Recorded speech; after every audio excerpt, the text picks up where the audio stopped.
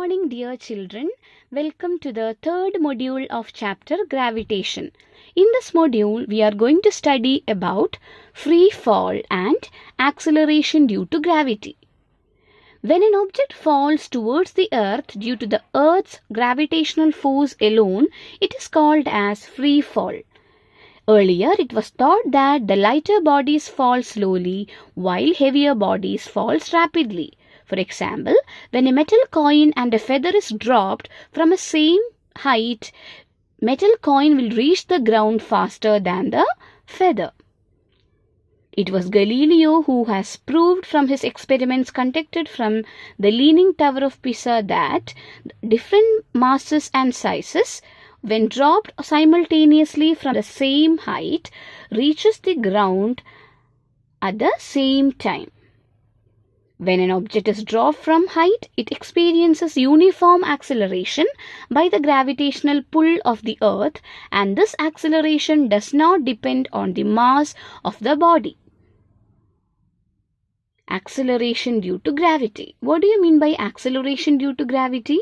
The acceleration due to gravity is the uniform acceleration produced in freely falling bodies due to the influence of gravitational pull of the earth.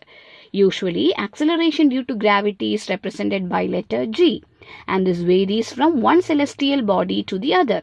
For example, acceleration due to gravity would be different on Moon as compared to the Earth. Similarly, you would have different values for Jupiter and other planets. The unit of G is same as the unit of acceleration is meter per second square. Now let us calculate what is the value of G. From second law of motion, force is the product of mass and acceleration. So F is equal to ma. For free fall, force is the product of mass and acceleration due to gravity G.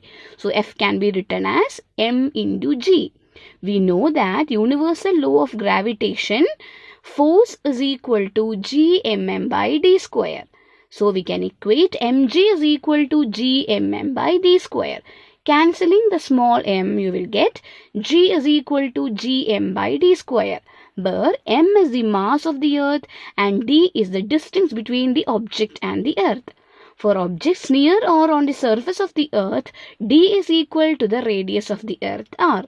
So we can write the equation as mg is equal to Gmm by r square, and finally G, acceleration due to gravity, is equal to Gm by r square.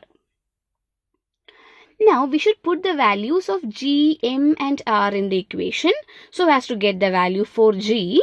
You know G is equal to 6.673 into 10 raised to minus 11 Newton meter square divided by kilogram square, and M is equal to mass of the earth, which is equal to 6 into 10 raised to 24 kg, and r is equal to the radius of the earth, which is equal to 6.4 into 10 raised to 6 meter. Now, substituting the values in the equation G, you will get 6.673 into 10 raised to minus 11 Newton meter square divided by kilogram square into 6 into 10 raised to 24 kg divided by 6.4 into 10 raised to 6 meter whole square. You will get the answer for G as 9.8 meter per second square. Earth is not a perfect sphere. As the radius of the earth increases from poles to the equator, the value of G becomes more at the pole than at the equator. For most calculations, we take G to be more or less constant on or near the surface of the earth, equal to 9.8 meter per second square. Thank you.